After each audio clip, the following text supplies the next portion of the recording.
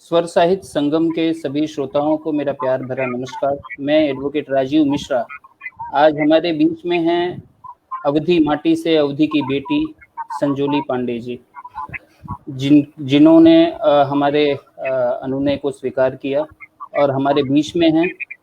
तो आज हम संजोली में ज़्यादा समय न लेते हुए सीधा संजोली जी आपका हार्दिक स्वागत और अभिनंदन करता हूं। आनंद जी मैं पुनः आपका हार्दिक स्वागत और अभिनंदन करता हूं और अब आप कार्यक्रम को गति प्रदान करें और मुझे अनुमति दें। नमस्ते। बहुत बहुत धन्यवाद एडवोकेट राजीव मिश्रा जी। स्वर साहित्य संगम में आप सभी का स्वागत। और हम सीधे सीधे उस प्रदेश के आत्मा को स्पर्श करने चल रहे हैं, अवधी।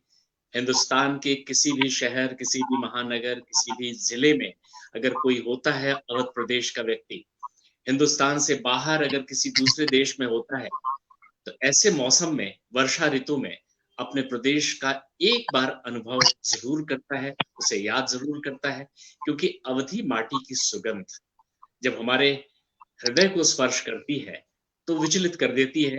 हम तन से दूर रहें लेकिन मन से अपने प्रदेश पहुंच जाते हैं।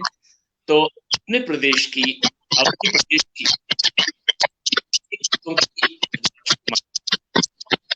ऐसे शहर में पैदा हुई जहां भगवान राम पैदा हुए।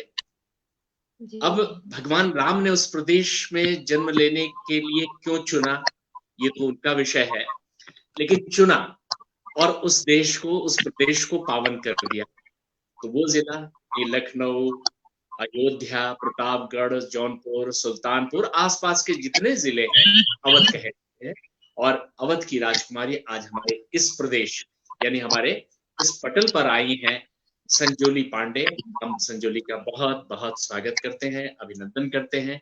और हमारा सौभाग्य एक ऐसी गायिका जो बहुत छोटी उम्र में इतनी ऊंचाई पर पहुंची, ये बड़े सौभाग्य की बात है। या इस माटी का प्रभाव है, ये भगवान राम ही जान सकते हैं, लेकिन ये सत्य है। इतनी सुरीली गायिका और इस छोटी उम्र में जिस ढंग से लोगों के हृदय में स्थान बनाई है आपने, आपका स्वागत है। बहुत सारे आयोजनों में हम कुछ आयोजन के नाम आपके बता दें। भोजपुरी महोत्सव, उत्तर प्रदेश महोत्सव, संगीत समारोह, पुरवैया महोत्सव, कजरी महोत्सव, अनेक महोत्सवों में आपने अपनी प्रस्तुति की है। महर्षि भृगु सम्मान मिला है, सारे आयोजनों में आप सम्मानित की गई हैं। और हमारे दर्शक, हमारे श्रोता जब आप मंच हैं बजाकर और है जो संजोली पांडे को पसंद, हमेशा आज हमारा सौभाग्य है संजोली यहाँ पर आई हैं। तो संजोली पांडे से हम चाहेंगे, बात तो हमें बहुत सारी करनी है आपसे। हम चाहते हैं संगीत, अवध और लोक संगीत विशेष रूप से, इसके बारे में हमारे जो दर्शक जुड़े हुए हैं, श्रोता जुड़े, उनको बताएं।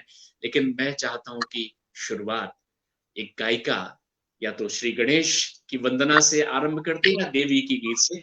हमारे लोक परंपरा में देवी का बड़ा महत्व है, तो मैं चाहूंगा देवी के किसी गीत से आप आरंभ करें, फिर हम आपसे कुछ बात करें। जी बिल्कुल। सबसे पहले तो सब केहू का हमारा राम राम प्रणाम बाटे। चूंकि अवधि ताई हम पेज पे लाइव है, तो एक बार तो हम अवधि में सबसे बात करब। सबका हमारा नमस्ते प्रणाम बाटे और राम राम बाटे। और अवध के बिटिया का सब केहू अपन आशीर्वाद दिया, अपन ईश्वर से प्रार्थना करा कि हम जौन सोचे है वो अपने जिंदगी में हम कह पाई। और जो भी लोग मुझे इस लाइव सेशन के माध्यम से देख रहे हैं, सभी को मेरा प्रणाम, सभी को राम राम। और स्वर साहित्य संगम के इस पेज पर मुझे लाइव लाने के लिए राजीव जी का बहुत बहुत शुक्रिया, बहुत बहुत धन्यवाद। और जैसा कि आपने कहा कि आनंद जी ने कहा कि हम लोग देवी के गीतों से शुरुआत करते हैं, गणेश वंदना से करते हैं। सच बताऊं तो मैं सावन का महीना चल रहा है, भोलेनाथ के गीत से शुरुआत करने वाली थी, लेकिन अब आनंद जी की फरमाइश है और सच में देवी गीत से हमारे यहाँ शुरुआत होती है, तो मैं एक देवी गीत से शुरुआत करती हूँ। स्वागत है।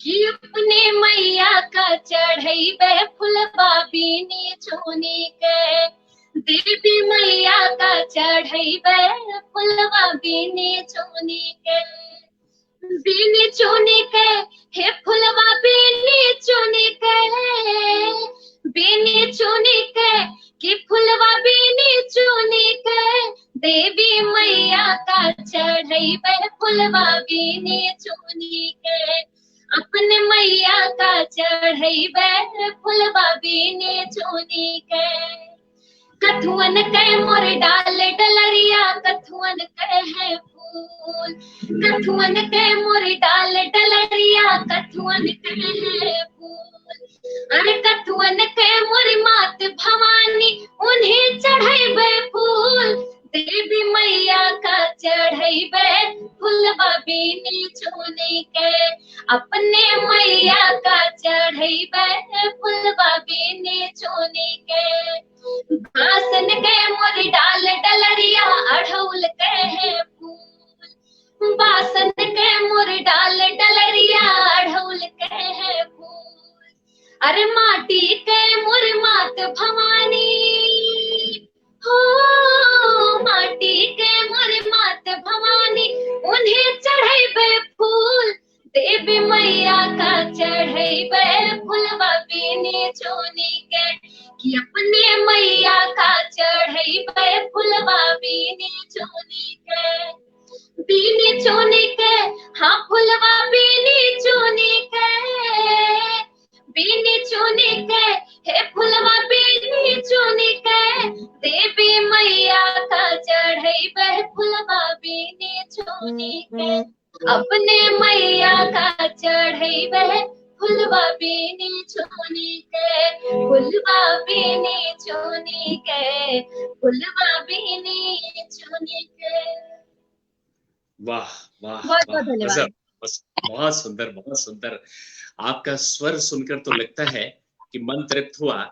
और ये स्वर कहाँ से लाई होंगी आप? मुझे लगता है जब परमात्मा के यहाँ से लोग चलते हैं, आत्माएं चलती हैं, तो वो ईश्वर से मांगती होंगी कि मुझे ज्ञान दे दो, मुझे दे दो, मुझे ऐश्वर्य दो, सारी मनपसंद की चीजें ईश्वर से मांगकर आत्माएं चलती होंगी। मुझे लग रहा है आप वहां से चली थी तो परमात्मा से आपने सुर मांगा होगा, और जिस कटोरी में उन्होंने सुर रखा था, मुझे लगता है उस कटोरी से एक बूंद अगर देता परमात्मा, तो आप पूरे विश्व को स्वर से आनंदित कर देती। आपने पूरी की पूरी कटोरी ली और पूरी पी गई है और धरती पर आई है। तो ईश्वर ने कहा है कि ये मेरा सारा सुर और सारा संगीत आपके पास है, आप इसे बांटिए। तो ये साधना कैसे करती हैं? आपकी स्वर साधना कहाँ से शुरू हुई है और कैसे कर पा रही हैं? बिल्कुल, अभी जब आपने ये बात की कि आपको संगीत कहाँ से मिला होगा, कैसे मिला होगा, तो बिल्कुल ईश्वर की देन है, ये गॉड गिफ्टेड है। लेकिन मैं कहना चाहूंगी कि मैं आज जो कुछ भी हूँ अपने ईश्वर के तो हम सभी संतान हैं, ईश्वर ने तो हम सभी को कुछ ना कुछ दिया है, लेकिन उसे बढ़ाने वाला कौन है? वो है मेरे माता पिता। उस संगीत को सींचने वाला कौन है? वो है मेरे माता पिता, मेरा परिवार। और मैं कह सकती हूँ कि मेरी माँ एक बहुत अच्छी लोक गायिका है, लेकिन वही होता है कि पहले के लोग इतना लड़कियों को खुला छूट नहीं देते थे या उनका सपोर्ट नहीं करते थे, तो उन्हें वो सपोर्ट नहीं मिला, तो उन्होंने संगीत को सिर्फ घर में ही जिया। उससे इतनी सारी डायरिया माँ ने अपने बचपन में बनाई थी, वो अब मेरे काम में आ रहा है। और लोकगीतों की शिक्षा दीक्षा तो मेरी पहली गुरु मेरी माँ ही है, जिनसे मैंने सीखा है सोहर कैसे गाया जाता है, बन्ना बन्नी कैसे गाया जाता है, विवाह गीत कैसे गाया जाता है, हल्दी मेहंदी चुमावन, हर एक विधा के बारे में जानकारी मुझे मेरी माँ से मिली है। और साथ ही साथ मेरे संगीत को सींचने का काम किया है मेरे पिताजी ने। मुझे हर जगह संगीत के क्षेत्र में पहुंचाने वाले मेरे पिताजी हैं। पेशे से वो एडवोकेट हैं, लेकिन उनका जो मन है, तन मन धन से वो पूरा संगीत में समर्पित है, मेरे लिए समर्पित है। तो मैं ईश्वर के साथ साथ अपने माता पिता का बहुत बहुत धन्यवाद अदा करती हूँ कि उन्होंने मेरे संगीत को समझा और समाज से लड़ करके मुझे इस मुकाम तक पहुंचाया है। बहुत बढ़िया संजोली, आपने पिता के आशीर्वाद को, माँ के सपनों को साकार दिया है, उसे साकार कर रही हैं और उसे आगे बढ़ा रही हैं। बड़ा अच्छा लग रहा है। और आपने थोड़ा समय हमें दिया था, लेकिन धीरे धीरे आप को जा रहे हैं, सोहर और विधाएं सब सुनने की चाह हमारे चाहिए, तो थोड़ा थोड़ा मैं बिल्कुल आज बहुत सारी विधाएं आप सभी को सुनाऊंगी। कम समय में मैं ज्यादा चीजें सुना करके जाऊंगी। मुझे सुनना है, तो मैं चाहूंगा कि बाबा के एक भजन से, जो अवधी माटी की गंध, और बाबा तो क्षेत्र से हैं, तो मैं चाहूंगा कि भोले बाबा को स्मरण करें हम सब मिलकर। जी बिल्कुल आनंद जी, आप तो अवध क्षेत्र से खुद हैं, आप जानते होंगे। यहाँ पे औरतें कहती हैं, बहनी सावन के सोमवार बाटे, व्रत रखबू भोलेनाथ के मनेबू तो बढ़िया दुल्हा मिली, बढ़िया घर परिवार मिली। ये हमारे यहाँ परंपरा जो है वो चली आई है, और मैं खुद सावन के सोमवार का व्रत रख रही हूँ। जी संजोली, आपके लिए भी हम शुभकामना करते हैं इसके लिए, अच्छा वर मिले। बहुत शुक्रिया। तो वही हम सभी लड़कियों के लिए सावन का ये महीना, सभी के लिए वैसे ये एक बड़ा खास होता है, लेकिन स्पेशली कन्याओं के लिए जिनका ब्याह होने वाला है, जो सुंदर वर की कामना करती हैं, भोलेनाथ जैसे वर की कामना करती हैं, उनके लिए ये बड़ा खास होता है। और महिलाएं और लड़कियां व्रत भी रखती हैं। तो सावन का सोमवार कल से शुरू हुआ है, तो मैं चाहती हूँ कि भोलेनाथ का भजन सुनाऊं, और एक पारंपरिक भजन जो हमारे यहाँ हर घर घर में महिलाएं गाती हैं, वो मैं आपको सुना रही हूँ। कादई के शिव का मनाई हो, भोला मानत नाही। कादई के शिव का मनाई हो, भोला मानत नाही। मानत नाही भोला मानत नाही। कादई के शिव का मनाई हो, भोला मानत नाही। पूड़ी कचौड़ी शिव के मनहु ना भावे, पूड़ी कचौड़ी शिव के मनहु ना भावे। भांग धतुरा कहाँ पाई हो, भोला मानत नाही। भांग धतुरा कहाँ पाई हो, भोला मानत नाही। कादई के शिव का मनाई बहो, शिव मानत नाही। महला तू महला शिव के मनहु ना भावे, महला तू महला शिव के मनहु ना भावे। पर्वत पहाड़वा कहाँ पाई हो, भोला मानत नाही। पर्वत पहाड़वा कहाँ पाई हो, भोला मानत नाही। कादई के शिव का मनाई बहो, शिव मानत नाही। हाथी घोड़ा शिव के मनहु ना भावे, नंदी बायलवा कहाँ पाई हो, शिव मानत नाही। कालई के शिव का मनाई हो, भोला मानत नाही। कादई के शिव का मनाई हो, भोला मानत नाही। वाह वाह, क्या बात है, क्या बात है, बहुत सुंदर, बहुत धन्यवाद। लोक परंपराओं में जीवन का दर्शन है। लोक परंपराएं जीवन को समझाती हैं, कैसे हमें जीवन यापन करना चाहिए, ये लोक परंपराएं अच्छी तरह समझाती है। विशेष रूप से गंगा, सरयू, इनके जो बेसिन में जो समाज बसा हुआ है, उसकी लोक परंपराएं बड़ी समृद्ध रही है। अब जैसे कितनी वैज्ञानिक हैं, सावन को विरह गीत से जोड़ देते हैं। अब सावन विरह गीत से क्यों जुड़ता है? क्योंकि जब वर्षा की बूंदे, देखिए कितना प्रेम है बादलों का इस धरती से। बादल जब अपने को तोड़ता है, टूट कर धरती से प्यार करता है, प्रेम करता है, तो बूंदों में ढल कर जमीन से आकर मिलता है, धरती से आकर मिलता है। धरती से आकर मिलता नहीं है, धरती से मिलते ही धरती पर सृजन होता है, धरती श्रृंगार करती है, हरी भरी हो जाती है, जीवन का संचार होता है। ये सावन है। जब तक बूंदे आकाश में बादलों के पास है, तब तक विरह है, और इसी विरह वेदना को अपने लोक कलाकारों ने, लोक साहित्यकारों ने जीवन में ढाला है और जीवन में प्रस्तुत किया है। तो मैं चाहूंगा सबसे पहले मुझे सुनना तो है कोई विरह का गीत जो कि सावन से जुड़ा हुआ हो, कजरी हो, लेकिन मैं एक सोहर पहले आपसे सुनना चाहूंगा। क्योंकि सोहर जन्म का गीत है, यहाँ से आरंभ होता है जीवन का एक प्रथम संस्कार हमारे जीवन में, सोहर। तो एक सोहर में सुनिए। मुझे लाइव सेशन में देख रहे हैं और आनंद जी साथ ही में आपको भी बताना चाहूंगी, जब भी मैं किसी प्रोग्राम में जाती हूँ, लाइव स्टेज शो में या कभी मुझे लाइव सेशन में आना होता है, तो मैं हर किसी भी लाइव सेशन में जाने से पहले, किसी भी कार्यक्रम में जाने से पहले उस लाइव सेशन के खास चीजों को लेकर के कि आज ये कैसा मंच है, मुझे कैसे गाने यहाँ गाने, तो मैं थोड़ी सी तैयारियां करती हूँ कि मुझे कौन कौन से गाने आज यहाँ गाने चाहिए, क्या खास करना चाहिए इस लाइव सेशन में, ये अवधि के लिए मैं जा रही हूँ तो मुझे अवधि में मैं क्या क्या सुना सकती हूँ। आज जब मैं बैठी तो मुझे लगा था मैं ये भी सुना दूंगी, मैं ये भी सुना दूंगी।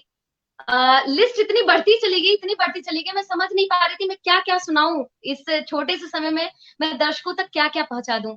सोहर गाने का मन हुआ, कजरी गाने का, झूला, मेहंदी, बन्ना बन्नी, हल्दी मेहंदी, चुमावन, सारी विधाओं का गाने का मन हो गया।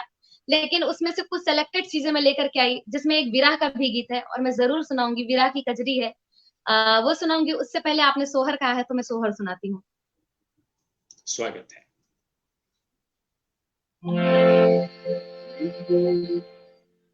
अवध से हूँ, अवध में ये सोहर बहुत गाया जाता है। बच्चे के जन्म पे तो सोहर आप सभी ने सुना होगा। बच्चे के जन्म से पहले मनौती सोहर होता है, ईश्वर से प्रार्थना होती है कि अच्छे अच्छे से सब कुछ हो जाए, बच्चा इस दुनिया में आ जाए, राम जी की कृपा बनी हो। तो कौशल्या मैया राम जी के जन्म से पहले आंगन में बैठ के सोच रही हैं, मनौती मांग रही हैं।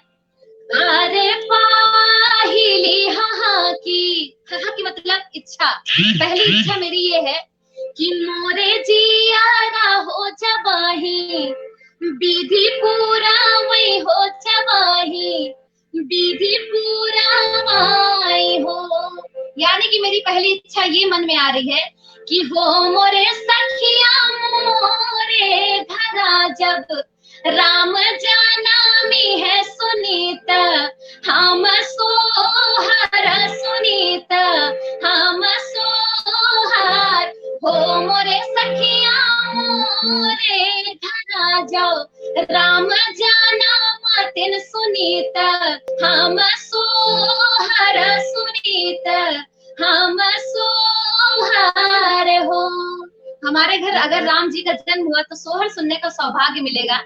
और उसके बाद हो मोरे सखिया मोरे रामा खेली है, माटी धूरिया तो अचरवा, लइके पोछब हाँ चरवा, लइके पोछब हो। जब थोड़े से बड़े हो जाएंगे, धूल मिट्टी में खेलेंगे तो आंचल से पोछूंगी। और उसके बाद हो मोरे सखिया मोरे रामा खेली है, गुल्ली डांडा ओ रहनवा, हम पाइब ओ रहनवा, हम पाइब हो। क्योंकि अवध के हर बच्चे को राम के रूप में देखा जाता है, तो हमारा बच्चा जब गुल्ली डंडा खेलेगा तो किसी के घर जाके गिरेगा तो पक्का हमारे घर शिकायत आएगी और रहन सुनने को मिलेगा। हो मोरे सखिया मोरे रामा खेली है, गुल्ली डांडा ओ रहनवा, हम पाइब ओ रहनवा, हम पाइब हो। और जब और बड़े हो जाएंगे, जब उनका ब्याह होगा, हो मोरे सखिया मोरे रामा चढ़ी है, जब तिला किया तब सखी वे गई है मांगल, हाँ सखी वे गई है मांगल हो। और जब ब्याह होगा, प्यारी सी सिया आएंगी, हो मोरे सखिया मोरे रामा हुई है, जब बियाह तो हम सीता जी के पारा छब, हम सीता जी के पारा छब हो मोरे सखिया मोरे रामा हुई है, जब बियाह तो हम सीता जी के पारा छब, हम सीता जी के पारा छब हो। इसे मनौती सोहर कहा जाता है। और आपको भी पता होगा कि हमारे अवध में जितने भी बालक जन्म लेते हैं उनको राम के रूप में देखा जाता है कि हमारे यहाँ राम जी आए हैं। और जब उनका ब्याह होता है तो जो हमारे घर बहू आती है उन्हें हम सीता के रूप में देखते हैं। तो जब भी हमारे यहाँ कोई सोहर गाया जाता है, विवाह गीत गाया जाता है, तो उसमें राम सिया का वर्णन होता है, इसीलिए। वाह, बहुत सुंदर, कितना सुंदर आप गा रही हैं और उसका वर्णन भी कर रही हैं। बड़ा सुंदर, बहुत अच्छा लग रहा है।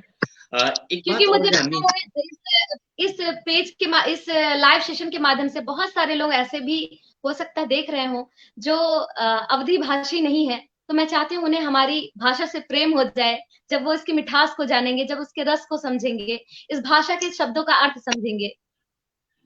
संजोली, राजीव मिश्र ने इसलिए यह प्रयास किया है और अवधि पर इसी चैनल पर, इसी पर लंबा डिस्कशन 1.5 घंटे का हम लोगों ने किया है कि अवधि में अरे क्या वाह! क्या नहीं है।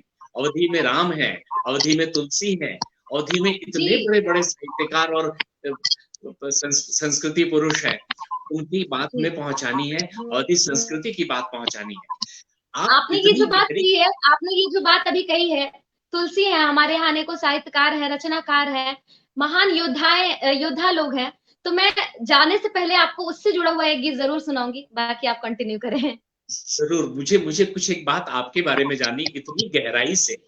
अक्सर लोग गाते हैं और गाकर जी, अपनी ड्यूटी पूरी कर लेते हैं, लेकिन आपने जी। जिस ढंग से गाया और उसके मर्म को, उसके साहित्य को समझा है और समझाया है, और आप इसका मतलब मास्टर डिग्री कर रही हैं आप संगीत में, जी, जी, तो संगीत से मास्टर्स हो चुका है, कंप्लीट हो गया। हो चुका है। तो आगे जी, क्या कर रही हैं, अध्ययन शिक्षा में क्या कर रही आगे हैं? आगे मुझे पीएचडी करना है और उसकी तैयारी मैं कर रही हूँ। अभी हाल ही में मेरा मास्टर्स कंप्लीट हुआ है और साथ ही धरोहर संस्था, हमने धरोहर संस्था बनाई है जो रजिस्टर्ड संस्था है। तो उस संस्था के लिए के माध्यम से मुझे बहुत कुछ करना है अपने अवधी गीतों के लिए, अपनी परंपरा के लिए, अपने अवधी खान पान के लिए, क्योंकि कहीं ना कहीं हम देखते हैं हमारा जो अवध है वो बहुत समृद्ध है, चाहे वो पहनावा ओढ़ावा हो, चाहे वो खाना पीना हो, या जो अवध में बनने वाली चीजें हैं जैसे मौनी सिकोला, ये सारी चीजें हैं, तो वो कहीं ना कहीं खत्म हो रही। तो उनको जो बनाते हैं, जो अवधी खान पान के बारे में जानते हैं, जो अवधी पहनावा ओढ़ावा को अच्छे से वर्णन उसका कर सकते हैं, उनको मैं धरोहर से जोड़ रही हूँ, सबको इकट्ठा कर रही हूँ, ताकि सभी एक मंच से लोगों तक पहुंच सके। बहुत सुंदर। क्या आपके शोध का विषय भी यही होगा या कुछ और रख रही हैं अपने जी, रिसर्च के यही लिए, होगा, कह सकते हैं? बिल्कुल। बिल्कुल, आपने सही पहचाना, बिल्कुल यही होगा। और अपने परंपरा पे, अपने लोक गीतों पर, अपने संस्कारों पर ही मुझे शोध करना है। जितना कुछ निकाल के ले आ पाऊँ और लोगों तक पहुंचा पाऊँ। शोध करना एक बड़ा काम होता है, आप बड़ा काम कर रही हैं। और जी, लोक माटी पर, यानी लोक परंपरा पर, लोक संगीत पर अगर रिसर्च आप कर रही हैं तो ये बहुत बड़ा योगदान होगा अवध के जी, लिए। मैं जी, एक बिल्कुल। सुझाव आपको दूं और मैं चाहता हूं इस पर आप विचार भी करें। जैसे जी, ज़रूर। राम नरेश बहुत बड़े कवि हैं, उस साहित्य को पता है घर घर में सोहर गाया जाता है, कहीं लिखा हुआ जी, नहीं है। सारी औरतें बिल्कुल जब नहीं। अपने लड़कियां लड़कियां मायके से ब्याह कर ससुराल पहुंचती हैं, तो वो सोहर वहां लेकर पहुंच जाती है, वहां से कहीं और जी, पहुंच जाता है। इस तरह मौखिक जी, रूप से सोहर का प्रचार है, यानी हमारे लोक जी, गीतों का बिल्कुल एक कड़ी में जुड़ी हुई है चीजें। जी, जुड़ी हुई। लेकिन राम नरेश त्रिपाठी ने, जो हमारे साहित्यकार हुए, कवि हुए, उन्होंने इसे लिपिबद्ध किया, शब्दबद्ध किया कि लोक साहित्य और लोक परंपराएं पुस्तकों में भी शामिल हो, देश विदेश में पहुंच सके। ये काम अभी बिल्कुल। अधूरा है, बाकी है। आप क्या इस विषय में सोचती हैं कि कुछ किया जा सकता है और कैसे किया जा सकता है? क्योंकि इसका बिल्कुल संग्रह ऐसा नहीं कि एक स्थान पर रखा हुआ है, ये बिखरा हुआ जी, साहित्य है, बिखरा हुआ। अपूर्ण विपुल संपत्ति है, बहुत बड़ा जी, खजाना है। तो ये इस जी। काम के लिए कुछ आपने विचार किया है क्या? बिल्कुल, मैं हमेशा सोचती हूँ कि अवध के लिए या अवध की माटी के लिए, अपने संस्कारों के लिए, अपने परंपराओं के लिए मैं क्या कुछ कर पाऊँ। और जैसा कि आपने कहा कि अनेक साहित्यकार हैं, उनकी रचनाएँ हैं अवधि में, जो बिखरी पड़ी हैं, उन्हें हमें इकट्ठा करना है, उन्हें हमें एक जगह इकट्ठा करना है। तो इसके लिए मैं और चूँकि मेरे भाई बहुत अच्छा लिखते हैं, नीरज पांडे जी, और हम दोनों भाई-बहन, चूँकि हमारे परिवार में हम लोग अवधि में ही बात करते हैं। अपने भाषा में ही, हम अपनी मातृभाषा में ही बात करते हैं। तो हम इस बात पे हमेशा विचार करते हैं कि हमें और क्या करना चाहिए। उसमें आपकी बात भी कहीं न कहीं हम लोग रखते हैं कि हमें रचनाकारों को ढूंढना होगा जिन्होंने अनेकों रचनाएं की हैं, लेकिन वो कहीं दूर हैं, उन्हें लोग जान नहीं पा रहे हैं, या जो बहुत प्रसिद्ध है उनकी रचनाओं तक हम नहीं पहुंच पाए हैं। तो हमें सबको ढूंढना होगा, उनका कलेक्शन करना होगा, और वो चाहे धरोहर संस्था के माध्यम से या किसी भी माध्यम से हमें जन जन तक उसे पहुंचाना ही होगा। आपने अपनी संस्था का जो नाम धरोहर रखा है वो भी बड़ा आंचलिक शब्द है और बड़ा सुंदर शब्द है और बड़ा व्यापक अर्थ और भाव लिए है। अगर उस संस्था के माध्यम से ये काम आप करती हैं तो अवधी साहित्य, अवधी संगीत परंपरा में या अवधी लोक परंपरा में आपका बहुत बड़ा योगदान होगा। हम शुभकामना देते हैं कि आप इसको करें। एक बात और कहना चाहूंगी, जैसे मेरा जो गांव है अयोध्या में, उस गांव में कुछ महिलाएं ऐसी हैं जो बहुत अच्छा गाती हैं। उनके पास इतना कलेक्शन है, इतने गीतों को उन्होंने इकट्ठा करके रखा हुआ है। आज अगर उनसे इन गीतों को मैंने नहीं सीखा, इन गीतों को मैं सजो के नहीं रखूंगी, तो ये उनके साथ चली जाएंगी इस दुनिया से। जो बुजुर्ग हो चुकी हैं, दादी काकी सब लोग, तो उनके साथ चली जाएंगी। इसलिए मैं गांव भी जाती हूँ अपने, तो मैं गांव के बुजुर्गों से मिलती हूँ और उनसे उन गीतों को लेती हूँ, उनसे रिकॉर्ड कराती हूँ। उन्हें बड़ी उत्सुकता होती है जान के, अच्छा टीवी पे गाऊँ का गीतिया के, तो बताने पे उनको बड़ा अच्छा लगता है कि अच्छा हमारे गीत टीवी पे आए, तो वो जरूर बताती हैं और अपनी बातों को, अपने गीतों को साझा करती हैं। तो कहीं ना कहीं मैं वो काम कर रही हूँ। संजोली, ये कभी चूक ना जाए, हमारे पास इतनी बड़ी धरोहर है। मेरी माँ आजादी की लड़ाई के समय भी आजादी के गीत गाया करती थी और बहुत अच्छा लोकगीत गाती थी और बहुत उम्र 70+ के बाद भी उनकी आवाज बहुत मीठी और सुरीली थी। हम थोड़ा सा रिकॉर्ड कर पाए, बाकी डिस्ट्रॉय हो गया। अब मुझे बड़ा दुख होता है कि हम इतने संसाधनों के बीच उन्हें रिकॉर्ड क्यों नहीं कर पाए और रह गया ये बहुत बड़ी थाती हमारी रह गई। तो ये कभी हम चूक न जाए, इतना लोगों ने किया है, वो संग्रह होना चाहिए और इसका प्रचार और प्रसार भी होना चाहिए। तो ये बहुत आवश्यक है और ये मौसम बारिश का है। अब तो मुझे लगता है कि जैसे हमारी तो धरोहर संस्था है जिसके माध्यम से मैं कार्य कर रही हूँ, स्वर साहित्य संगम की टीम भी अब मेरे साथ जुड़ गई है, तो जरूर वो भी हमारे साथ काम करेगी और हम सब साथ मिलके, अगर क्योंकि कहते हैं कोई अकेला चना भाड़ नहीं फोड़ सकता है, तो हमें सबको साथ लेकर के अगर हम करेंगे तो जाहिर सी बात है कि हम मंजिल पे जरूर पहुंचेंगे। संजोली, एक कदम अगर हम बढ़ाते हैं, अनेक कदम हमारे साथ जुड़ते हैं और हमें भाड़ नहीं फोड़ना, हमें जोड़ना है, सबको जोड़ आगे बढ़ना है। तो एक कुछ हम सुनना चाहते हैं क्योंकि ये बारिश का मौसम है, इसको इस ढंग से कजरी की बात हुई थी, विरह की कजरी की बात हुई थी, वो मैं सुनाती हूँ। मैं ये कहना चाहता हूँ कि बारिश है क्या, ये गगन की पाती है, धरती को मिलती है। आकाश जब चिट्ठी लिखता है, धरती को मिलती है और जब धरती उसे पढ़ती है तो कजरी होती है। तो मैं चाहूंगा ऐसी कोई कजरी। ये कजरियां तो बहुत सारी है जो मैं आपको सुनाने वाली हूँ। तो विरह की कजरी को मैं थोड़ा रोकती हूँ, उससे पहले आपने जिस चीज की बात कर दी है, उस कजरी की मिजाज की बात करती हूँ, जो हरियाली है, जो बारिश है, उसकी बात मैं करती हूँ।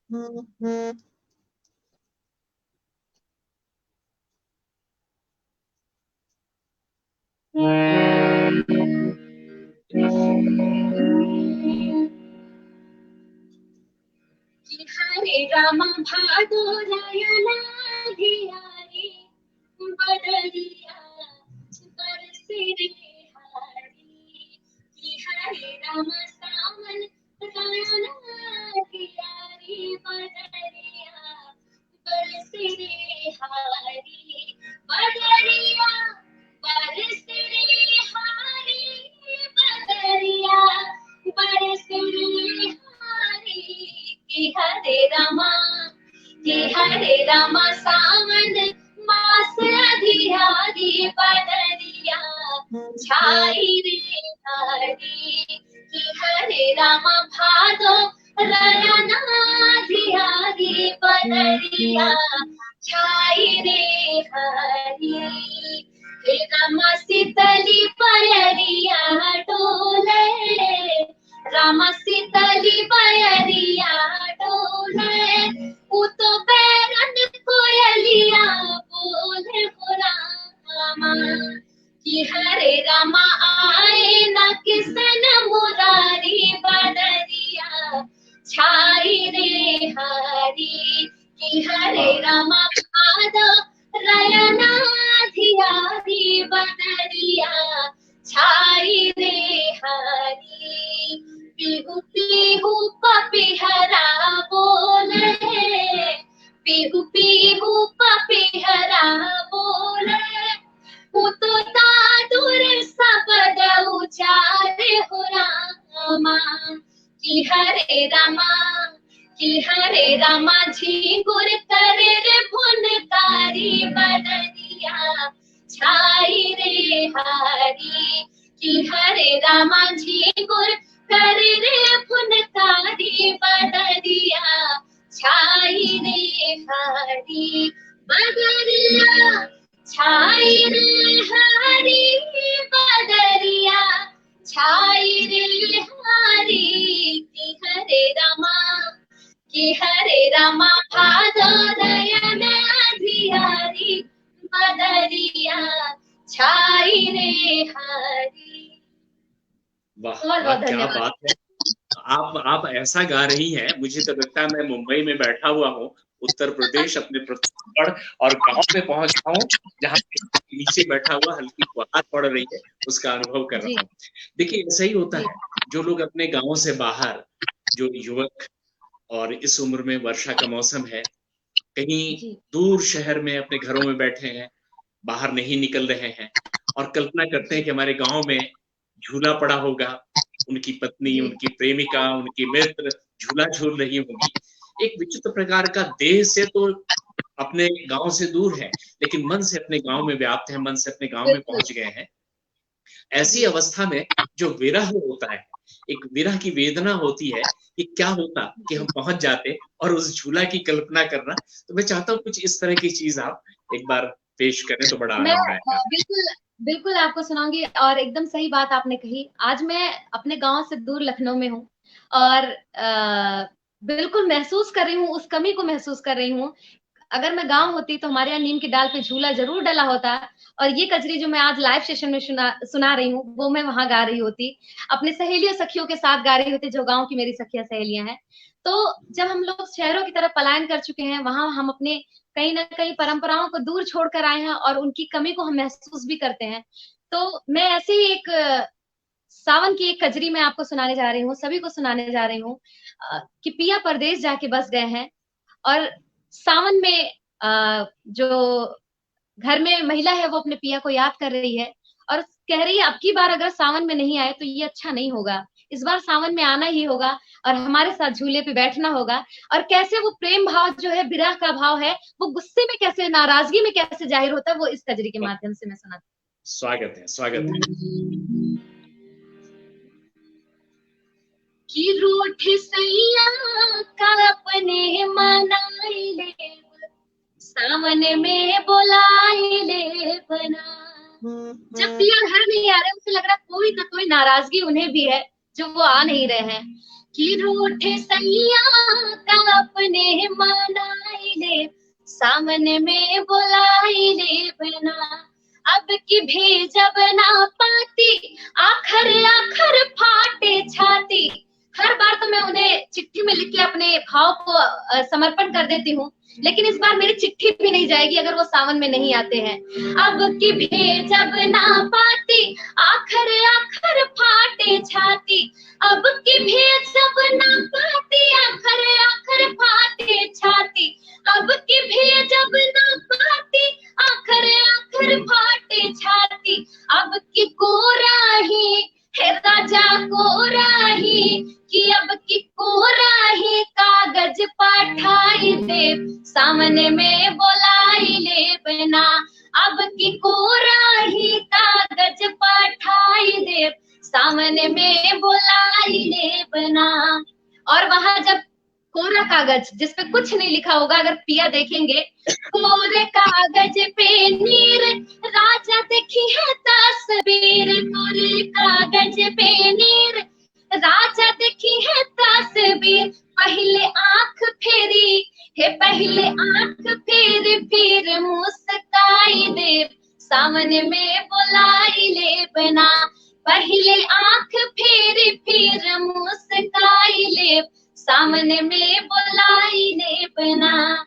चंपा बेला की कली से हम बनई बैकलरी, चंपा बेला की कली से हम बनई बैकलरी। आपन से जिया हे राजा से जिया ओ सामने में बुलाई ले बना। और कह सकते हैं ये नाराजगी की प्रकाष्ठा है, इतनी नाराजगी कि अब की पिया जो नाई है आके गरबा ना लगई है, अब की सैया जो नाई है आके गरबा ना लगई है, अब की बदरामा तो अब की बदरामा आग लगाई दे, सामने माँ बुलाई ले बना, अब की बदरामा आगी लगाई दे, बस सामने माँ बुलाई ले बना, रूठ सैया का अपने मनाई ले, सामने माँ बुलाई ले बना, तो अब की बदरामा आगी लगाई दे, सामने माँ बुलाई ले बना, हे सावन माँ बुलाई ले बना, कि सावन माँ बुलाई ले बना। वाह वाह, क्या बात है। बदरा में आगे लगाई देवना, कितनी व्यथा है और कितना प्रतिशोध। ये जो कजरी है पंडित रामचंद्र दुबे जी हैं कानपुर के, उनकी लिखी हुई रचना है ये। और जैसे ही मैंने उनको बोला कि इस गीत को मैं रिकॉर्ड करना चाहती हूँ और सोशल मीडिया के माध्यम से लोगों तक पहुंचे, उन्होंने तुरंत हामी भरी और ये गीत रिकॉर्ड होकर के मेरे यूट्यूब चैनल पर आ चुका है और इसका वीडियो इस बार 2-4 दिन में आ जाएगा। तो ये कजरी मेरे दिल के बड़ी करीब है, कहीं ना कहीं उनका आशीर्वाद स्वरूप पंडित रामचंद्र दुबे जी का आशीर्वाद है इसमें मेरे लिए। बहुत बहुत धन्यवाद, उन्हें बधाई, इतनी सुंदर रचना उनकी है। मैं ये कहने जा रहा था, आपने नाम बता दिया, क्योंकि अपने यहाँ लोकगीतों के रचनाकारों का नाम कहीं नहीं है। ये जो अब काम आप धरोहर के माध्यम से करने का संकल्प कर रही हैं, ये बहुत बड़ा काम है। उन रचनाकारों को श्रेय मिलना चाहिए, उन्हें उनका आदर मिलना चाहिए, ये काम जरूर करें। मैं आपको 2 पंक्तियां सुनाता हूँ। मैं एक चीज आपको थोड़ा सा रोकना चाहूंगी। अभी हाल ही में 1-1.5 साल पहले मेरी मुलाकात हुई पंडित दूधनाथ मिश्र श्रीश जी से। श्रीश जी 90 साल के थे और अभी हाल ही में वो हम सबको छोड़ के चले गए। श्रीश जी को मैं नहीं जानती थी, ना ही कभी उनकी रचनाओं के बारे में मैंने सुना था, लेकिन अचानक एक दिन उनकी एक रचना सुनने को मिली, अजोरिया में गाँव, बड़ा नीक लागे सखी अजोरिया में गाँव। उस रचना को सुनते ही मुझे, जी बिल्कुल आपने सुना होगा, और अजोरिया में गाँव, तो मैं उनसे मिली और उनसे मिलने के बाद उस रचना को गाने के लिए मैंने उनसे परमिशन लिया। उन्होंने बहुत ही दिल से आशीर्वाद देकर के मुझे बोला कि इस रचना को गाओ और छा जाओ। और सच बताऊं तो मेरे YouTube चैनल पे जब रचना आई तो लोग पूछने लगे कि ये किसकी रचना है, किसकी रचना है। तो कहीं ना कहीं मैं अपने YouTube चैनल के माध्यम से अनेक रचनाकारों के गीतों को लेकर के आ रही हूँ और उनके नाम के साथ, कि ताकि लोग उनको भी जाने, जिस रचना को सब इतने चाव से सुन रहे हैं, तो कहीं ना कहीं रचनाकार को जाने कि आखिर ये रचना है किसकी, ये गीत किसने रचा है। तो ये मैं काम अपने YouTube चैनल के माध्यम से कर रही हूँ। संजोली, हमारे लोक संस्कृति के विकास में इन महापुरुषों का बहुत बड़ा योगदान है, उन्हें श्रेय मिलना चाहिए। 2 पंक्तियां। मैं कजरी हूँ, मैं कजरी हूँ, मैं कण-कण में हूँ, मैं कजरी हूँ, मैं कण-कण में हूँ, मैं हर क्षण में हूँ, कभी झूले में हूँ तो कभी दर्पण में हूँ। तो क्या बात है, हमारी जो रचनाएं हैं, स्वागत है, हमारी जो रचनाएं हैं उसमें जीवन का दर्शन है, ये दर्पण है। इसमें हम जीवन की जो मन के अंदर छुपी व्यथाएं हैं, विरह है, वेदना है, जो हमारे संस्कार है, सभी कुछ दिखाई पड़ते हैं। इसलिए बहुत जरूरी है, अगर इनसे दूर हो जाएंगे तो जड़ों से उखड़ जाएंगे। अपने यहाँ कहा जाता है ना कि कोस कोस पर पानी बदले और 3 कोस पर बानी। जी, पानी और बानी। कोस कोस पर पानी बदले, 3 कोस पर बानी। जी, बानी बदले। तो अयोध्या, जौनपुर, मिर्जापुर, जहाँ कजरी मुख्य रूप से गाई जाती है, भाषा में थोड़ा अंतर है। और हर माटी में पहले क्या होता था, आवागमन बड़ा कठिन होता था। मिर्जापुर से जौनपुर पहुंचना अपने आप में दिन भर की यात्रा, 1.5 दिन की यात्रा हो जाया करती रही हो। उस समय जब हमारे साहित्य का, हमारे संगीत का आदान प्रदान कितना मुश्किल होता रहा होगा। जी। और ऐसे में थोड़ी सी उनके शिल्प में, जैसे उनके संगीत का शिल्प है, उनके साहित्य का शिल्प है, उनकी बोली का शिल्प है, थोड़ा सा बदलाव रहा होगा। इस तरह जो बनारस की कजरी है या मिर्जापुर की कजरी है या जौनपुर की कजरी, कुछ फर्क ऐसा आपको लगता है कि है या कोई विशेष फर्क नहीं है? मैं ये चीज मैंने मेरी माँ से ही जाना है कि रेहारी जो है वो मिर्जापुर की कजरी में और अवध की कजरी दोनों में पाया जाता है। हरे रामा अवध की कजरी में भी है, मिर्जापुरी, कुछ चीजें समान है और कुछ चीजें उन्हें अलग करती हैं। रे हरे मिर्जापुर की कजरी में आता है, अवध में रे हरे रामा। और बनारसी कजरी में अंत में ना का पुट होता है, कि जैसे सावन में बुलाई ले बना, ना आया तो ये बनारसी कजरी हो गया। लेकिन रचनाकारों ने क्या किया, अवध के रचनाकार ने बनारसी कजरी की धुन पे अवधि में लिख दिया, ठेठ अवधि में लिख दिया, तो हमारे लिए तो वो अवधि कजरी हो गई, क्योंकि वो अवधि के शब्द हैं उसमें। अब ये जो कजरी मैंने आपको सुनाई, ये है बनारसी धुन, बनारसी कजरी की धुन है, लेकिन हमने जो गाया वो शब्द जो थे वो अवध के थे। तो अब क्या हो गया है, मिर्जापुरी कजरी, चाहे वो गोरखपुरी कजरी हो गया या बनारसी कजरी हो गई या अवधी कजरी हो गई, तो हम सभी कलाकारों के लिए उन कजरी में बहुत ज्यादा विभिन्नताएं मुझे नहीं देखने को मिलती, बस इन्हीं शब्दों का हेरफेर रहता है, वरना शब्द सब एक जैसे ही सुनने को मिलते हैं। धुनों में कोई अंतर होता है? धुनों में अंतर होता है बिल्कुल। अब जैसे अवध में बहुत खास धुन है कि झलुआ बंद करा बनवारी, हम घर मारी जावे ना। मिर्जापुरी कजरी में कि हरे रामा झूला झूला वे त्रिपुरारी, झूलनवा झूल रे हारी। बनारसी कजरी का धुन है बीरन भैया आई है अनवैया हो, सवनवा में नाचे बना नदी, मोरे भैया आई है अनवैया हो, सवनवा में नाचे बना नदी। इससे जैसे हम थोड़ा सा शुरू करते हैं, लोग जान जाते हैं बनारसी कजरी है, अरे वाह ये अवधी कजरी है, ये मिर्जापुरी कजरी है। तो कहीं ना कहीं धुनों से पहचाना जाता है कि कजरी किस क्षेत्र की है। आप पढ़ रही हैं, संगीत में काफी बड़ा योगदान है और अर्जित बहुत कर रही हैं। बहुत से विद्यार्थी भी हमारा ये प्रोग्राम सुन रहे होंगे, तो क्या शास्त्रीय संगीत सीखना अनिवार्य है लोक संगीत के लिए? अवधी लोक संगीत जो विद्यार्थी सीखना चाहे उसके लिए क्या शास्त्रीयता आवश्यक है?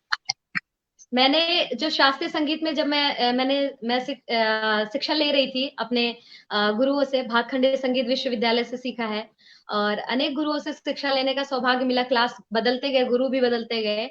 तो वहां जो जो किताबों में मैंने पढ़ा, तो उसमें था कि लोक गीतों से हमारा शास्त्रीय संगीत बना है, लेकिन हम गायकों के लिए आज हम भले लोक गीत गाते हैं, लेकिन शास्त्रीय संगीत सीखना बेहद जरूरी है, क्योंकि शास्त्रीय संगीत ही हमारी नींव कहलाती है। हमारे लिए बेस जितना हमारा नींव जितनी मजबूत होगी, मकान उतना ही मजबूत होगा।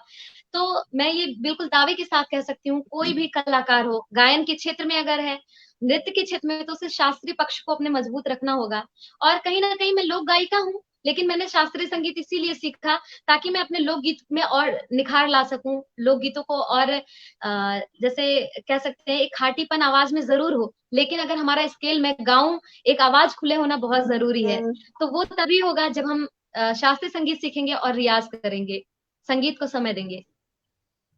संजुली, एक बारीक चीज और पूछना चाहता हूं मैं, जो हमारे सीखने वाले लोग हैं उनको बड़ा लाभ होगा इससे।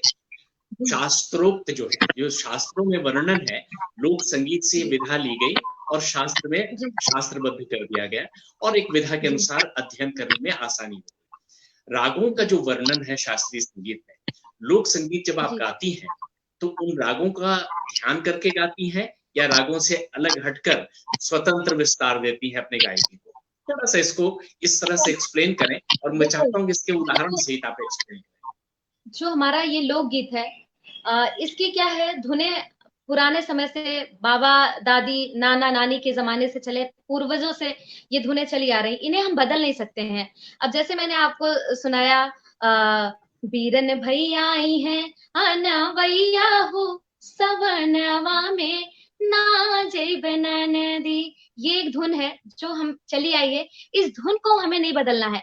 लेकिन अगर हमने शास्त्रीय संगीत सीखा है तो इसको हम इसमें कुछ चीजें अपनी तरफ से जोड़ सकते हैं, जैसे ना जय बनाना दी हो, ना जय बनाना दी, ये जो मुर्कियां लगी, हरकतें लगी, ये शास्त्रीय संगीत से आएगा, वरना सीधा सीधा होगा बीरन भैया आई है आना भैया हो, सवनवा में ना जय बनाना दी, ये फ्लैट हो गया। लेकिन अगर शास्त्रीय संगीत सीखेंगे तो उसमें मुर्कियां, उसमें खटके, उसमें हरकतें जरूर आएंगी, और वो कहीं ना कहीं हमारे गायकी को और मेच्योर बनाती हैं, और परिपक्व करती हैं। शास्त्रीय संगीत की आत्मा संगीत है। और एक चीज आपने बोली कि रागों का ध्यान रखते हुए बिल्कुल अगर हम चीजों को सीख जाते हैं तो हमें पता चलता है कि ये कौन सा राग है, ये किस राग में गाया गया है। तो किसी भी महफिल में हम जब गाने जाते हैं तो जो हमारे साथ कीबोर्डिस्ट हैं, जो हारमोनियम प्लेयर है, वो हमारे गाने से पहले उसी राग में जो माहौल बनाते हैं, पब्लिक उससे ही अट्रैक्ट हो जाती है, आकर्षित हो जाती है। तो कहीं ना कहीं लोक संगीत में भी हमें रागों का ध्यान रखना चाहिए, किस राग में कौन सा गाना है, और उसमें समा बांधने में बहुत आसानी होती है। अगर हम आज लोक गीतों में आलाप ले लेते हैं तो पब्लिक को समझ में आ जाता है कलाकार बहुत सीखा हुआ है। लेकिन अगर जैसे सोहर गाते थे तो हमारे गांव में नट नटिन लोग आती थी, ढोलक उठाया और टनाकेदार आवाज में गाना शुरू किया, उसका एक अलग रस होता है, अलग एक गायकी होती है। लेकिन आज अगर हम किसी स्टेज पे खड़े होंगे तो हमें उन्हें दिखाना होगा कि हमने संगीत को सीखा है, हमने संगीत के बारे में पढ़ा है, हमने संगीत को जिया है, और तभी आज की ऑडियंस जो है वो अट्रैक्ट होती है, आकर्षित होती है। वाह! अगर आप इसके लिए, जैसे आप लोक संगीत गा रही हैं, लोकगीत गा रही हैं, शास्त्रीय की साधना कर रही हैं, अध्ययन कर रही हैं, तो रियाज क्या आप शास्त्रीय संगीत का नियमित कर पाती हैं? सुबह उठकर कि सुबह रामकली किया, भैरवी किया, तो इन रागों से रियाज शुरू करती हैं या आप सीखने के लिए? जैसे जो हमारे संगीत गुरु लोगों ने हम क्लास में सभी शिष्यों को, शिष्याओं को जो बताया गया, सुबह में खरज का रियाज करना, नीचे के मंद्र सप्तक के सुरों का रियाज करना बेहद जरूरी है। किसी भी बोली भाषा का कलाकार हो, किसी भी जॉनर का, किसी भी जोन का गाने वाला कलाकार हो, चाहे वो शास्त्रीय संगीत का कलाकार हो, लोकगीत गाने का कलाकार हो, किसी भी कहीं का भी कलाकार हो, लेकिन उसे रियाज खरज करना है जो मंत्र सप्तक के हैं। और मैं ये कह सकती हूँ कि जो मैंने मेरे गुरुओं से सीखा है, जो उन्होंने हमें बताया कि आप कुछ भी गाइए, लेकिन आप रोज 7 सुरों का रियाज हमें रोज करना, सारे गामा पाधा निसा, हमें उससे अपना समय देना। और कितने कलाकार ऐसे हैं जो 2-2, 4-4 घंटा, 5-5 घंटा इन सुरों को पक्का करने में लगे होते हैं। तो ये चीजों को, ये पक्ष को भी मजबूत करना होगा। और आपने कहा कि रागों का रियाज, बिल्कुल, अगर मैं भैरवी गाती हूँ, सुबह उठ करके राग भैरव गाती हूँ, तो जरूर हमारे लोकगीतों में चीज दिखेगी। अगर हमारा रियाज पक्का होगा तो मैं कभी अगर भैरवी से जुड़ा हुआ कोई भी गीत गाऊंगी तो वो जरूर दिखेगा कि हाँ, इन्होंने भैरवी सीखा है, इसका रियाज किया है, तभी इतने अच्छे से गा पाते हैं। तो वो दर्शकों को भी सुनने में महसूस हो जाता है। ऐसा क्या विश्लेषण कर सकती हैं कि लोकगीतों में विशेष रूप से जो कजरी या बाकी इस तरह के जो प्रचलित लोकगीत हैं, इनमें किन रागों का प्रयोग ज्यादा होता है? ज्यादातर राग पहाड़ी, भैरवी, जैसे आपने कहा, जब हम कोई विरह का गीत गाते हैं, जैसे अप्पा जी का आपने सुना होगा,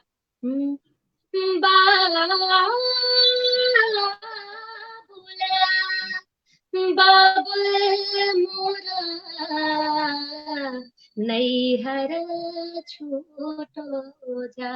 तो ऐसे में राग भैरवी, और ये नहीं कह सकते, क्योंकि कभी कभी लोकगीत क्या होता है, वो कई रागों के मिश्रण होते हैं, ऐसे बहुत सारे लोकगीत होते हैं। लेकिन हाँ, अलग अलग रागों से बने हुए बहुत सारे गीत हैं, चाहे वो भोपाली के हो जाएं, चाहे वो राग यमन में हो सकते हैं। और आजकल कलाकार इतने टैलेंटेड हो गए हैं कि अगर उनकी तैयारी बहुत जम कर उन्होंने की है तो वो किसी भी गीत को किसी भी राग में परिवर्तित कर कर गाते हैं। ये मैंने बहुत सारे कलाकारों को देखा है, वो शब्दों के साथ ऐसा खेल जाते हैं कि लगता है गा भैरवी रहे हैं, लेकिन उन्होंने टच कोई और राग को किया है। तो उससे खूबसूरती बढ़ाने के लिए ये चीजें करते हैं, और ये ऐसा होता है, इन सब कलाकारों द्वारा किया जाता है।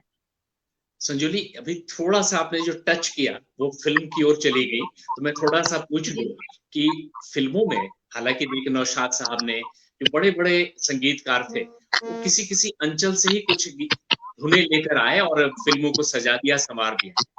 तो अपना अवधि, जैसे महाराष्ट्र के माटी का लोक संगीत बहुत ज्यादा है फिल्मों में, जैसे उनके यहाँ रिदम से शुरू होता है उनका गाना बजाना। अक्सर जो भी मराठी संगीत से प्रभावित रहा है हिंदी संगीत, उसमें रिदम से, ढोलकी से शुरू करते हैं उनका, अपने यहाँ आलाप से शुरू करते हैं। तो आलाप से शुरू करते हैं। अवधि का जो संगीत है उसका प्रभाव हिंदी फिल्मों में कितना आपको दिखाई पड़ता है, और उससे अवधी संगीत को लाभ मिला है या फिल्मों को मिला, कैसे विवेचना करेंगी? पूरी तरीके से मैं कह सकती हूँ, कहीं ना कहीं जो हमारे हम देखते हैं हमारे अवध के जो गीत है, अवध के नहीं, मैं पूर्वांचल के गीत कह सकती हूँ कि जो गीत है, गीत संगीत है, जो गाने का तरीका है, जो टोन है, वो हमें फिल्मों में बखूबी देखने को मिलता है। और इतना ही नहीं, कहीं ना कहीं चीजों को भी यहाँ से उठा कर लिया गया है। जैसे मैं एक एग्जाम्पल देती हूँ, महान साहित्यकार रचनाकार डॉक्टर योगेश प्रवीण सर के साथ बैठ के वार्तालाप हो रही थी, तो उनसे मुझे जानने को मिला कि हमारे यहाँ ब्याह में गाया जाता था, अरे इक्के वाले रे, इक्के का पर्दा खोल दे, इक्के वाले रे।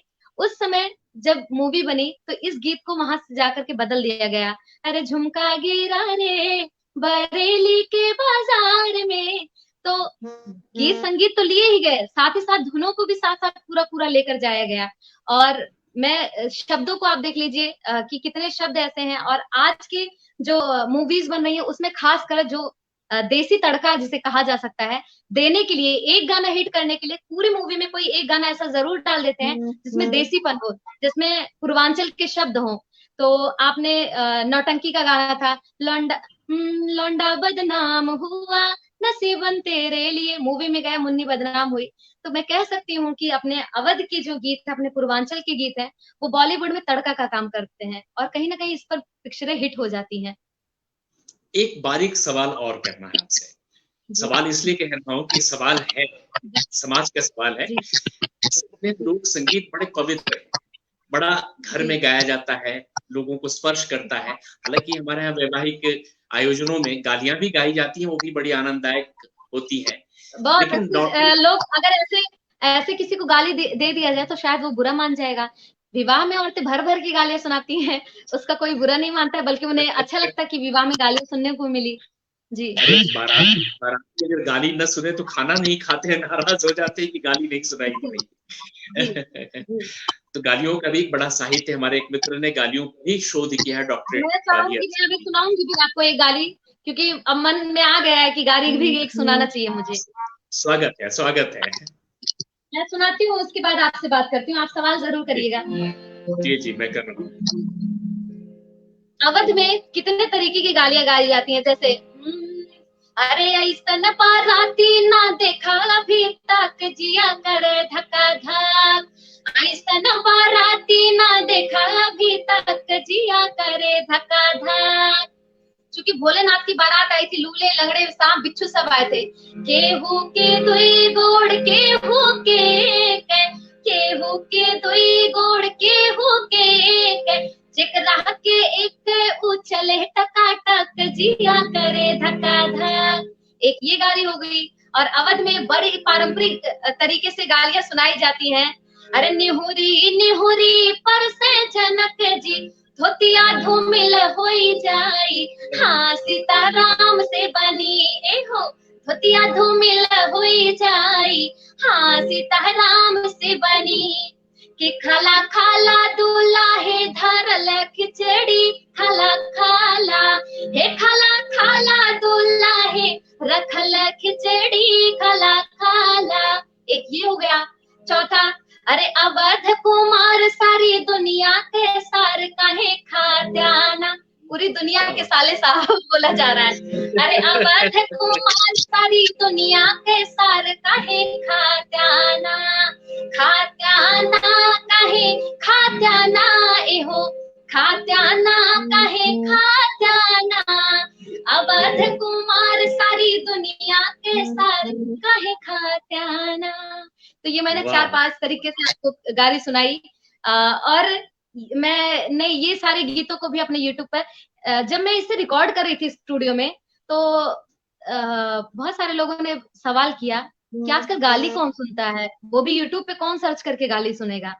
मैंने कहा कि मैं अपनी खुशी के लिए मैं इसे अपलोड करूंगी, अपनी खुशी के लिए इस गीत को रिकॉर्ड करूंगी, इसका म्यूजिक बनवाऊंगी और इसे मैं YouTube पे अपलोड करूंगी। और सच बताऊं तो मिलियंस में पहुंच गई हैं वो गालियां। सुनने वाले श्रोता बहुत हैं, वो बिखरे पड़े हैं, बस उन तक पहुंचाना है हमें इन चीजों को। निश्चित रूप से आजकल अपने लोकगीतों में बाहरी प्रभाव ज्यादा हुआ है, उससे लोकगीतों का जो स्वरूप है कुछ बदल रहा है, उसको भी बचाए रखना है, थोड़ा इस तरफ भी प्रयास करना पड़ेगा। जैसे गाली को संस्कारित रूप में आपने प्रस्तुत किया, बड़ा अच्छा लग रहा है ये। मैं यही बात कहने जा रहा था। यूट्यूब पे जब मैं गाती हूँ तो मैं धुन नहीं बदलती, लेकिन मैं चाहती हूँ कि आज की जो जनरेशन है, युवा पीढ़ी जो है, वो इन गीतों से जुड़े।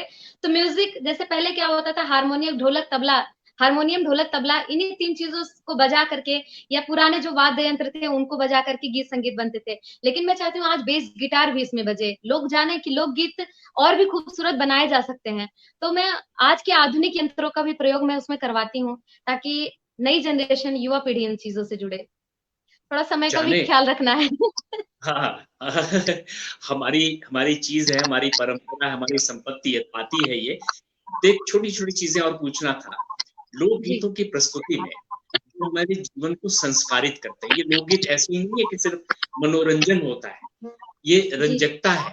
रंजकता का संबंध आत्मा से है, और ये हमारे जीवन को संस्कारित करके जीवन को, समाज को दिशा देते हैं। लेकिन जैसे घरों में हम गाते हैं या ऐसे मंचों पर जो शालीन मंच है वहां गाते हैं तो संस्कारित गीत पैदा जी होते हैं। लेकिन जी ऐसी चीजें जब नौटंकी में पहुंच जाती तो शालीनता जी यानी श्लील और अश्लील का सीमा वहां विभाजित हो जाता है, वो विधा बिल्कुल अश्लील हो जाती है। तो जी। क्या कारण है? वो क्या करते हैं कि शब्द से, कभी कभी धुनों के कारण भी उस लोकगीत को अश्लील बना देते हैं। क्या कहेंगे? जैसे समाज में 2 तरीके के लोग होते हैं, एक होते हैं अच्छी चीजों को सुनने वाले, अच्छी चीजों को देखने वाले, और एक होते हैं जिनकी पसंद ही वो सारी चीजें होती हैं। तो कलाकार क्या होता है कि आजकल के कलाकार, मैं तो खैर पारंपरिक चीजों को ही लेकर चलती हूँ, भले कोई सुने ना सुने, भले उसको सुनने वाले लोग भले कम हो, लेकिन अच्छे गीतों को सुनने वाले लोग हो। तो कुछ लोग क्या करते हैं, उन चीजों को चेंज करके पब्लिक की वाहवाही लूटते हैं, उन शब्दों को बदल करके, धुनों को थोड़ा सा परिवर्तित करके, या उसमें गीत कुछ और होता है, कोई एक शब्द अपनी तरफ से जोड़ देते हैं। तो ऐसा मैंने भी मेरे माता पिता से सुना कि नौटंकी में जब वो गीत गाए जाते थे, या नौटंकी में जब वो मंच पे प्रस्तुति देते थे, तो उन्हीं गीतों का मतलब बदल देते थे, और पब्लिक उन्हीं पे वाह वाह करती थी। कितने लोग अपना काम छोड़कर नौटंकी देखने जाते थे। आज वो चीज आज कहीं ना कहीं मंचों पे भी देखने को मिलता है। वो जो नौटंकी पहले थी, अश्लील चीजों को परोसती थी, वो आजकल मंचों पे भी देखने को मिलता है। तो इसका कारण मैं यही कह सकती हूँ कि कुछ लोगों को लगता है कि इसको सुनने वाले लोग हैं, अगर हम इसको परोसेंगे तो उसको वो सुनेंगे, और बस यही कह सकती हूँ मैं। संजोली, आप इसको भी नए सुनने पीढ़ी वाले की, आप बिल्कुल नई पीढ़ी की हैं और इतनी जिम्मेदारी का अनुभव कर रही हैं। समाज का, लोक परंपरा का, लोक संपत्ति का जो उत्तरदायित्व तो आपने अपने कंधे पर उठाया है, इसका निर्वाह करना पड़ेगा। जो अपनी जिम्मेदारी समझता है, उसी की जिम्मेदारी समाज की होती है, समाज के लिए जी वही काम करता है। समय तो आपका हमने बहुत लिया है कि लेकिन जी। मन भरा नहीं है, लग रहा है और भी बातें करें। अभी ढेर सारी बातें नहीं, करनी मैं है, फिर जरूर करेंगे। स्वर साहित्य लेकिन संगम के जितने भी दर्शक मुझे देख रहे हैं, मैं सभी से वादा करती हूँ कि मैं फिर से कभी मौका निकालूंगी, कभी समय निकालूंगी, और आपसे, राजीव जी से, सभी से, आरती जी से, सभी से बात करके मैं फिर से लाइव आऊंगी। क्योंकि लोक संगीत का जो सागर है वो इतना गहरा है, इतना विशाल है, कि उसको 1 घंटे में हम लोग तो बात ही नहीं सकते हैं। अभी बात करने को मैं आप सभी को दिखाना चाहूंगी, ये इतने सारे गाने मुझे आपको सुनाने थे, ये इतने सारे गाने आपको सुनाने थे, लेकिन इसमें से मैंने 2 ही 4 आपको सुनाए हैं अभी। अच्छा संजोली, अगर फिर से आप लालच दे रही हैं तो 2 गाने और सुना दीजिए। आप एक एक अंतरा सुना जी। दीजिए। अच्छा, आपको और जो सभी दर्शक मुझे देख रहे हैं, मैं उनको एक अपनी अवधी मातृभाषा जो मेरी है, अवधी के लिए मेरे भाई नीरज पांडे ने एक रचना लिखी है, वो मैं आपको 2 लाइन सुनाती हूँ, उसके बाद आपको एक और गीत सुनाऊंगी। स्वागत है, स्वागत है। मानस होए तुलसी के हास्य का करमई के, मान सम्मान बाटे एक एक मनई के। अवध में सभी का मान सम्मान है। मानस सुंदर। होए तुलसी के हास्य का करमई के, मानस होए तुलसी के हास्य का करमई के, मान सम्मान बाटे एक एक मनई के। राम के मर्यादा बा भाषा के दादा बा, राम के मर्यादा बा भाषा के दादा बा, अवधि में हमरे मिठास बड़ी ज्यादा बा। सब कहे का बोली हम कही मातृभाषा, सब कहे का बोली हम कही मातृभाषा, सब कर साथ मिले मन में अनंत आशा, सब कर साथ मिले मन में अनंत आशा, अरे सब कर साथ मिले मन में अनंत आशा, सब कर साथ मिले मन मानवता सा, सब कही कबूली हम कही मातृभाषा। अरे लोकगीत राज करे कजरिया सोहर, लोकगीत राज करे कजरिया सोहर, स्वागत करत बाटे आपन धरोहर, स्वागत करत बाटे आपन धरोहर। तो ये जो हमारी धरोहर है वो सभी का स्वागत कर रही है। बस जरूरी है, जरूरत है लोगों को जुड़ने की। और सभी से मैं कहना चाहूंगी, आप सभी स्वर साहित्य संगम से और धरोहर से ऐसे ही जुड़े रहिए। और क्योंकि अभी जो हम लोगों ने सपना देखा है उसे पूरा करना है और अवधि को उस मुकाम तक पहुंचाना है। अपने भाई को मेरी ओर से धन्यवाद और बधाई दीजिएगा। एक कोई गीत और सुनाते हुए हम बात को पूरा करेंगे आपसे, चाहे एक अंतरा ही सुनाइए। मैं सच बताऊं तो मेरा मन कर रहा है, मैंने राम की गीत आज आप खैर राम जी की गारी सुना दी हो गया, राम जी का कोई गीत होना चाहिए था। सावन के कई गीत रह गए, लेकिन एक सावन का ही मैं एक आपको सब सुना रही हूँ। संजू जी ऐसा कीजिए, आप छोटा छोटा एक एक अंतरा लेकर आप 2-3 सुना दीजिए। आप बार बार कह रही हैं, प्यास जग रही है। पहले क्या होता था, ब्याह लड़कियों का हो जाता था तो इतने दूरभाष के ये यंत्र नहीं थे कि रोज बात होती थी भाइयों से, अपने मायके में रोज बात नहीं हो पाती थी। ब्याह होकर के लड़कियां ससुराल चली गई तो ऐसा लगता था दूर देश जाकर के बस गई, परदेश जाकर के बस गई। तो सावन के समय में खासकर भाई अपने बहन के घर जाता था और जो तीज के सामान होते हैं, चाहे वो चूड़ियां हो, चाहे वो हरी धानी चुनरी हो, मेहंदी हो, वो सब मायके से कन्या की तरफ जाता था, बहन के लिए जाता था। एक पिता अपने बेटी के लिए भेजता था, एक माँ अपनी बेटी के लिए भेजती थी। एक लड़की है जिसका ब्याह बहुत दूर हो गया है और कोई कनेक्शन नहीं हो पा रहा है, कोई परिवार से बातचीत नहीं हो पा रही है। ये पहले के समय का गीत है और आदरणीय योगेश प्रवीण सर की लिखी हुई रचना है। बहन राह देख रही है कि सावन आ गया है, अब तो भैया जरूर आएंगे और मेरे लिए वो धानी चुनरी, वो मेहंदी, वो चूड़ियां जरूर लेकर आएंगे। कुछ ऐसा ही भाव है। बहन रो रही है और भाई को, पिता को, माँ को, भौजाई को याद कर रही है। मैं वो सुना रही हूँ। चंदा जइयो पीरन के दिसवा, कहियो मोरा संदिसवा, देखत राह तुम्हारी, तुम्हारी बहना सावन में। चंदा जइयो पीरन के दिसवा, कहियो मोरा संदिसवा, देखत राह तुम्हारी, तुम्हारी बहना सावन में। बाबा से जाके कहना, बाबा से कहियो हमरी अरजिया, बाबा से कहियो हमरी अरजिया, दूर पड़ी है सावन में बेटिया, दूर पड़ी है सावन में बेटिया। बाबा भैया का बेगी पठाओ, बेगी मतलब जल्दी, बाबा भैया का बेगी पठाओ, चुनरी चूड़ी भेजवाओ, कब की बिछड़ी दुखियारी, तुम्हारी बेटी सावन में। और माँ से कहना, अम्मा से कहियो बिनती हमारी, सावन में रोए गुड़िया तुम्हारी, सावन में रोए गुड़िया तुम्हारी। अम्मा चुनरी चूड़ी भेजवाओ, अंगना झूला डलवाओ, भाभी संग झूले झूलनहारी, तुम्हारी बेटी सावन में। और भाई से जाके चंदा से के आग्रह कर रही है कि भाई से मेरा ये अंतिम संदेश दे देना, खिड़की से ताकी झाकी बाट निहारूं, आए जो भैया तन मन वारूं, आए जो भैया तन मन वारूं, अपनी भैया के बहना प्यारे, बाबुल के राज दुलारे, तुम पर जाऊं बलिहारी, तुम्हारी बहना सावन में। वाह, मैं जब भी इस गीत को गाती हूँ मेरा गला बहुत भर आता है।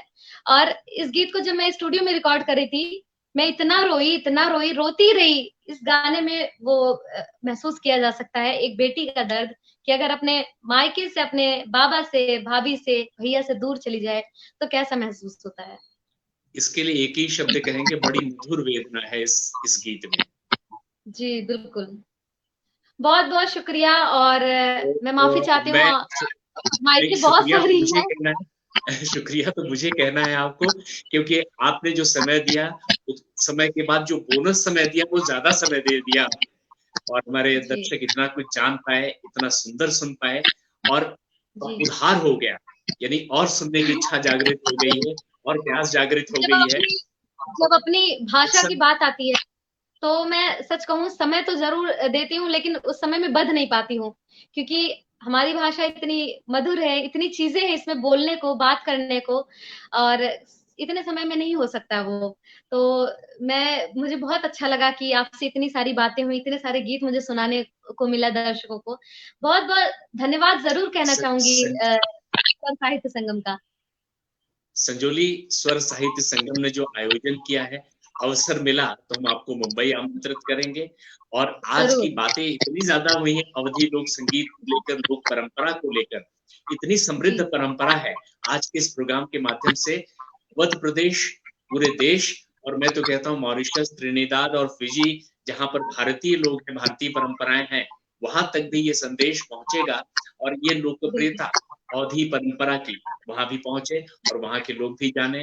और आपने इतना समय दिया, इतना मधुर गीत गाया। कहना चाहूंगी, देखिए ये जो महामारी का एक दौर जो हमारा देश इससे जूझ रहा है, हम सभी से गुजर रहे हैं, तो मैं सभी से, जो भी स्वर साहित्य संगम में लोग देख रहे हैं, सभी से आग्रह करती हूँ कि आप सभी अपने परिवार का अपना ख्याल रखें, क्योंकि कोरोना का ये जो चेन बढ़ता चला जा रहा है, इसको तोड़ना ही होगा और सभी को मिलकर आगे आना होगा। तो सभी अपना ख्याल रखें, सफाई का ध्यान रखें और मास्क लगाकर ही घर से बाहर निकले। मैं सभी से अपने तरफ से आग्रह करना चाहती हूँ। संजोली, मैं तो आग्रह करूंगा, सिर्फ संजोली को सुनते रहें तो घर पे बैठे रहेंगे, उन्हें कहीं जाने की जरूरत नहीं पड़ेगी। बहुत बहुत धन्यवाद संजोली, आपने बहुत इतना सारा समय दिया, इतनी सुंदर अपनी स्वर लहरियों से मुग्ध कर दिया, और भविष्य में फिर से आपको आमंत्रित करें इसके लिए हमें उत्साहित किया है। और ये कर्ज हो गया, अब आपको दोबारा आना ही होगा ये उधार चुकाने के लिए, और फिर मिलेंगे हम। बहुत बहुत धन्यवाद संजोली जी। आपका भी धन्यवाद। सभी को मेरा राम राम, सभी को प्रणाम।